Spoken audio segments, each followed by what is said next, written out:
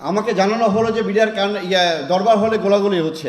আমি সঙ্গে সঙ্গে আমার গাড়ি পাশেই ছিল, আমি গাড়িতে উঠে দ্রুত আমি ধানমন্ডি ক্যাম্পে চলে আসি, ধানমন্ডি ফিজিক্যাল ট্রেনিং ক্যাম্পে। সেখান থেকে আমি 7টা AK-47 ড্র করি, প্রায় 2000 রাউন্ড নিই, আমার সাথে আরও 7 জনকে সঙ্গে নিয়ে নিই। আমি 10টার ভিতরে পৌঁছে যাই 4 নম্বর গেটের কাছে, এখানে জাপান ফ্রেন্ডশিপ ঠিক হসপিটালের উল্টা দিকে আমি যে ওখানে অবস্থান নিই। তখনও গেটে কিন্তু 2 থেকে 3 জন সৈনিক পাহারা দিচ্ছিল, 1টা-2টা গুলি আসছিল।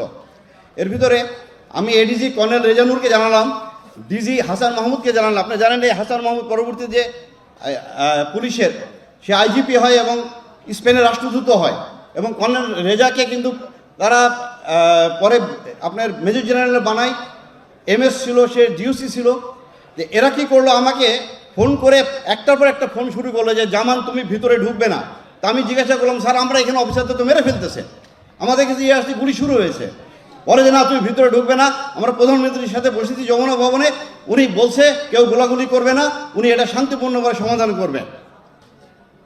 বিডিআর হত্যাকাণ্ড কোনো হত্যাকাণ্ড ছিল, এটা পরিকল্পিত একটি হত্যাকাণ্ড ছিল, যেখানে শেখ হাসিনা সরাসরি জড়িত, এবং তার নানক, মির্জা আজম, তাপস, প্রত্যেককে। আমি কয়েকটা ছোট্ট ছোট্ট ঘটনা বলি। সারাটা দিন আমাদেরকে ঢুকতে দিল না, সেনাবাহিনী আসলো, এসে আমার কাছে তখন মেজর ওয়াকার ওয়াইসি ছিলেন 17 ব্যাঙ্গালোর, এখন বর্তমান সেনাপ্রধান। উনি একটা কোম্পানি নিয়ে আসলেন, আমাকে বলে জামান এখানে কি করব। আমি বলি স্যার আপনাকে কি বলেছে? বলে যে না আমাকে তো ভিতরে ঢুকতে নিষেধ করছে। তো বলেছে স্যার তাহলে তো আসলেন কেন আপনারা? কেউ যদি ভিতরে না ঢুকি তো ওনারা খালি হাতে যুদ্ধ করবে। এর ভিতরে কর্নেল গুলজার আমাকে ফোন দিল 10টার থেকে 10:15 দিকে, জামান তুই কোথায়, তুই তাড়াতাড়ি আমাকে বাঁচা, এরা এখন অর্গানাইজ না। আমি বলি স্যার আমি এসে গেছি স্যার, আমাদের ঢুকতে দিচ্ছে না। কর্নেল এমদাদ আপনারা জানেন, one of the best commando of Bangladesh, 500 জাম করেছিলেন উনি, ওনার জানে ভয় করে কিছু ছিল না। এই কর্নেল এমদাদ আমার জামান তুই একটা প্লাটুন নিয়ে ভিতরে আয়। আমি শাউট করতেছি কর্নেল রেজার সাথে যে স্যার আপনি যমুনা ভবন রাখেন, আমাদেরকে ভিতরে ঢুকতে দেন। আমার 5 নম্বর গেটে মেজর আমিন আছে, আমি এখানে আছি, প্রায় 150 আমার সঙ্গে র্যাবের সদস্যরা আছে, প্রত্যেকে আমরা আর্মড আছি, ঢুকতে দেয় না।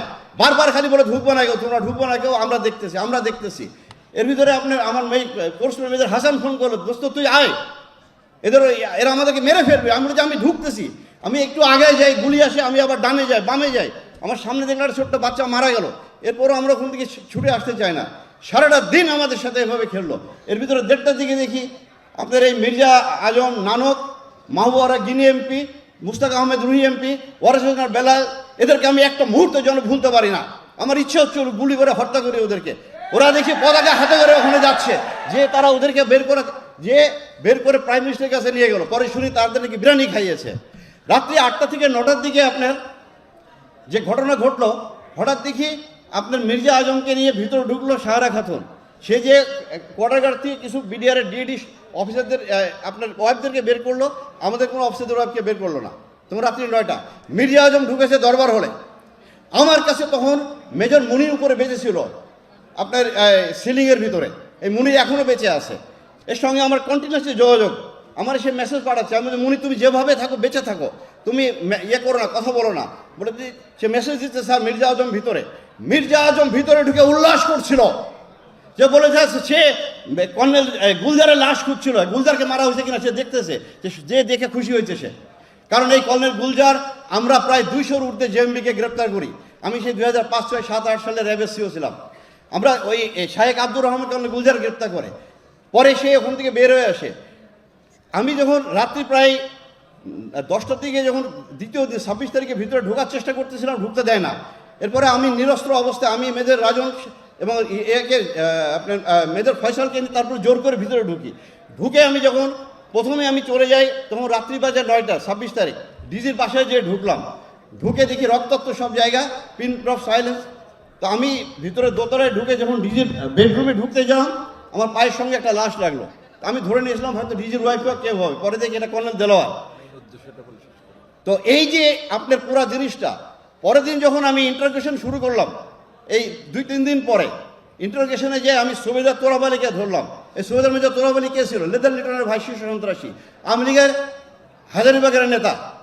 তোরাব আলীর মোবাইলে আমি প্রায় 42টা কল পেয়েছি, যেখানে সে ইন্ডিয়ার সাথে যোগাযোগ করতেছে। এই কলগুলো আমাদেরকে বের করতে দিল না। আমি কাজলকে ধরলাম, কাজলের মোবাইল কম্পিউটারে আমি পেয়েছি পুরো নকশা কিলিংয়ের। এই কাজল, তোরাব আলী, আমি সিপাই হাবিবকে ধরে যখন ইন্টারভিউ করি, তার পকেটে আমি পেলাম তাপসের ভিজিটিং কার্ড। আমি তাকে জিজ্ঞাসা করলাম তাপস কি করতে আসতো, বলে স্যার উনি মাঝে মাঝে আমাদের ক্যান্টিনে আসতো। একজন এমপি কীভাবে ক্যান্টিনে আসে, কার অনুমতি আসতো? পুরাটা প্ল্যান গেম ছিল, তারা এই কিলিংটা করলো। কিন্তু আমাকে 11 দিনের মাথায় ইন্টারোগেশন বন্ধ করে আমাকে পোস্টিং করে দিয়ে ডিজিএফআই এমআই থেকে বলা হলো তুমি যদি পরবর্তীতে কথা বল তোমাকে অ্যারেস্ট করা হবে। পরে 12 সালে আমাকে আপনার অবসরের জন্য চিঠি ধরিয়ে দিলে তুমি বাড়ি চলে যেতে পারো। এই পুরা কিলিংটা আপনি একটা পুরো অর্কেস্ট্রেট কিলিং। এই কিলিংয়ের সাথে শুধু এরা না, আমাদের প্রতিবেশীও জড়িত আছে। আমি বিশ্বাস করি বর্তমান বিডিআর কমিশন এরা উদ্ধার করবে, না করলে আমাদেরকে করতে হবে ভবিষ্যতে, যদি আমাদেরকে রাষ্ট্র ক্ষমতায় যদি এই দেশে জনগণ নিয়ে আসে। ধন্যবাদ সকল।